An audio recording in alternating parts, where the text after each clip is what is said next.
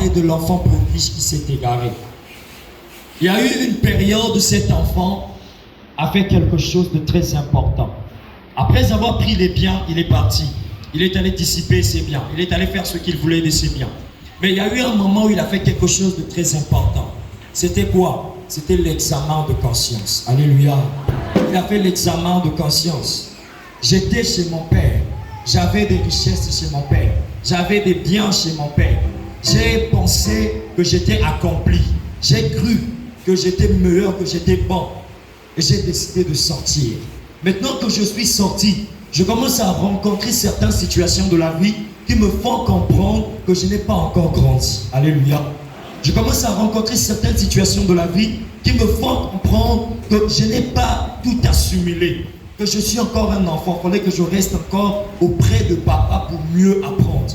Il fallait que je reste encore auprès de papa pour mieux découvrir. Donc il fait l'examen de conscience. Bien aimé, est-ce qu'il arrive à un moment que tu fasses l'examen de conscience? Parce qu'on dit de prendre ou de reprendre.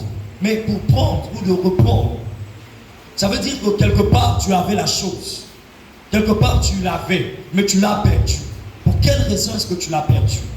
C'est cette question que tu dois te poser ce matin. Pour quelle raison est-ce que tu as perdu ta place?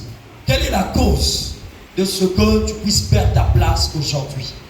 Fais l'examen de conscience. En deux, après l'examen de conscience, qu'est-ce qu'il a fait? Il a voulu se réconcilier avec son père. Il a voulu se réconcilier avec son père. Donc après avoir fait l'examen de conscience, il a voulu maintenant passer par la réconciliation. Dis à ton voisin réconciliation. Dis-le bien, réconciliation. Donc après avoir fait l'examen de conscience, il a voulu se réconcilier. Est-ce que tu cherches à te réconcilier avec ton père? Pour récupérer ta place, est-ce que tu cherches à te réconcilier? Ou tu fais toujours le gros dos? Ou tu te dis toujours chef, maître, connaisseur? Est-ce que tu cherches à te réconcilier? Parce que c'est ce qui était important. Il est allé vers le Père et il a voulu se réconcilier. Nombreux parmi nous que papa a donné une place ici à l'église. Papa, par sa grande bonté, par sa grande gentillesse, en tant que père, il a donné des postes. Nombreux sont dans le bureau de l'église. Nombreux sont dans les bureaux d'écoutement de louanges. On t'a donné une certaine identité à l'église, une certaine position, une certaine place à l'église. Est-ce que tu assumes la responsabilité? Est-ce que tu opères comme il faut dans l'église? Est-ce que tu travailles comme il faut dans l'église? Est-ce que tu assumes cette charge? Ou bien tu es toujours là plaintif, à te plaindre, à dire bon, les gens ne m'écoutent pas, moi on ne me voit pas, tout ça, au lieu de se plaindre, est-ce que tu travailles?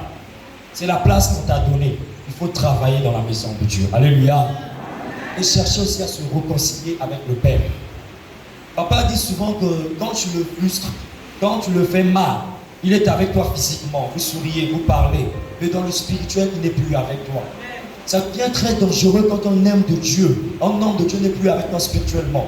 Parce que s'il est père dans ta vie, il n'est pas père physique, il est père spirituel. Et si spirituellement il n'est plus avec toi, ça veut dire qu'il n'est plus ton père. Alléluia. C'est le contexte que nous oublions. Si spirituellement papa n'est plus avec toi, il n'est plus ton père. Physiquement il est avec toi. Tu l'as fait du mal, tu l'as vexé. Cherche à te réconcilier. Tu as fait du mal à ton proche, à ton frère dans l'église. Cherche à emmener la réconciliation. Cherche à travailler dans l'église. Tenons-nous main dans la main avec un esprit de symbiose, afin que l'église aille de l'avant. Amen. Bien aimé, tu vas te lever. Nous allons tous nous lever et prier pour cette parole. Tu vas prier pour cette parole que nous avons entendue ce matin. Que l'Éternel Dieu nous aide à suivre cette parole, à pratiquer cette parole, et que cette parole soit comme une sémence dans nos vies, afin que nous puissions porter des bons fruits. Élève ta voix, commence à prier pour la parole.